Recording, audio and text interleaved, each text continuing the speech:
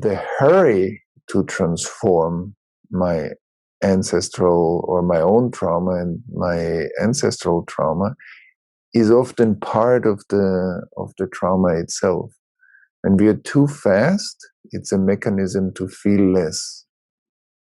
So often what we need to insert when we deal with trauma is to insert space, to insert more space. So the loving approach is that if I don't feel something, or also if I become defensive, or if I feel certain qualities, that's what I feel. And once I feel it, the question is not if I should feel it or not, because I'm feeling it already. It's like what we said with the child, that when the child comes and says, "Daddy, Daddy, I feel scared," then I can say, "Oh, don't be scared. Everything is okay." Or I can say, "Oh, I feel you're scared. Come to me." I create emotional co-regulation. I feel the fear. And then I say, "Okay, come here and let's have a look together. What's happening for you?" That gives orientation and leadership, and it creates emotional resonance and closeness.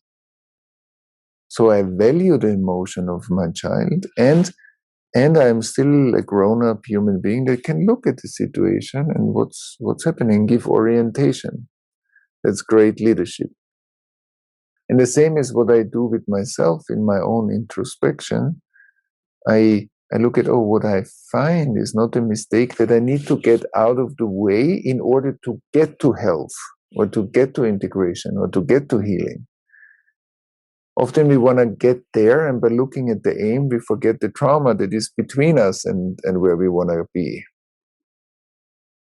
Because the only reason why there's distance is trauma, also to our ancestors. When the energy between us and our ancestors is integrated, the ancestors are here. They are not somewhere in the past. Their lifetimes were maybe in what we call the past. But the distance in time and space is a function of trauma, not a function of truth. There's a truth in the trauma distance, but it's not that my ancestors are somewhere there and they are far away. No, what creates the sense of far away is the trauma symptom. So when one generation can really see the next generation and they can see each other, it creates presence. That's presence. These are integrated ancestors in our lifetime. When there is transgenerational trauma or intergenerational trauma, so there is always a cover. We can see this in many processes when we do integration processes.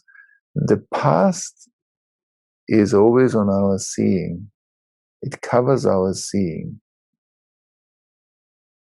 So when there's trauma between the generations can't see each other. They can look at each other, but maybe they cannot see each other fully. And that creates a split. And that creates a split throughout the ancestral tree. And the symptoms of those splits, they sit in us, in our bodies, in our emotions, in our thinking, in our societies. And so when we do those exercises, whatever we find is the right thing. And that means that I start to more and more align with my inner work, so that what's really happening for me is what's happening for me. And that's not a mistake. And that brings in the understanding that my defense mechanisms to feel less, to be absent in parts of my body, to reduce some of my emotional intensity, to have learned how to deal with the stress that certain traumatizing moments held for me in the past, especially in my childhood, but also for my ancestors, and that stress has been transmitted to me, so I'm operating already on higher stress levels in my life. Then that's something I can become aware of, and through awareness slowly transform. But the hurry to transform my ancestral or my own trauma and my ancestral trauma is often part of the trauma itself. When we are too fast, it's a mechanism to feel less.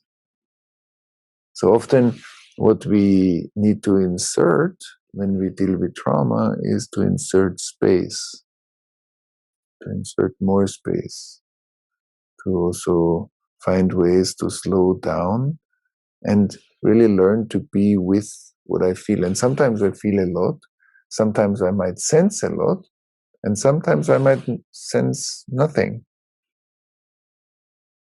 And that's great too, because I am infusing awareness into the process of sensing a lot, and I'm also infusing awareness into the process of feeling cut off. When I feel cut off, then that's what I become aware of and explore. So that means in the inner work, first of all, I find always something that is true to me. And because often when it's connected to trauma or unconscious places inside, I don't understand it. I would like to be without it, because I think without this, I would have a better life. But that's not my life, that's an imagination.